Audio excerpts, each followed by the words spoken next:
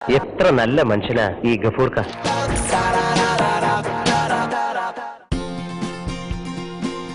നിങ്ങൾ എവിടെയാ? ഇതിനു മുമ്പ് ഇവിടെയൊന്നും കണ്ടിട്ടില്ലല്ലോ.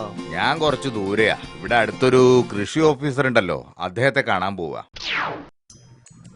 താങ്കൾ എന്തിനാ ഞാൻ കൃഷി ഓഫീസറുടെ കാര്യം പറഞ്ഞപ്പോ ഓടിക്കളഞ്ഞത്? അയ്യോ, അതുകൊണ്ടല്ല. ദാ ആ വീട് കണ്ടോ? അത് ആരുടെ വീടാണെന്ന് അറിയാമോ? ഇല്ല.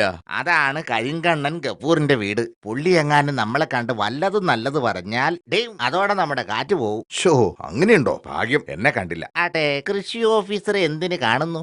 അതെ, ഞാനൊരു നെൽകർഷകനാ. എന്റെ വയലില് ഭയങ്കര ചാഴി ശല്യം. അതിന് പറ്റിയ വല്ല മരുന്നും നിർദ്ദേശിക്കാൻ അങ്ങേർക്ക് കഴിയുമല്ലോ. അതിന്റെ ഒന്നും ആവശ്യമില്ല മിസ്റ്റർ കർഷകൻ. താങ്കൾ കരിങ്കണ്ണൻ ഗഫൂറിനെയും കൂട്ടി വയലിലേക്ക് ചെല്ലുക. എന്നിട്ട് ചാഴി ശല്യം കാണിച്ചു കൊടുക്കുക. പുള്ളി അത് നോക്കി എന്തെങ്കിലും 2 വാക്ക് നല്ലത് പറഞ്ഞാൽ ചാഴി ശല്യം അതോടെ നിൽക്കും. പിന്നെ 50 വർഷത്തേക്ക് പേടിക്കണ്ട. ഇപ്പൊ തന്നെ ചെല്ല്. നടക്കുവോ? പിന്നല്ലാതെ. വേഗം ചെല്ല്. ചെന്നിട്ട് ഒരു 500 രൂപ കൊടുത്ത് സംഗതി ക്ലിയർ ആക്ക.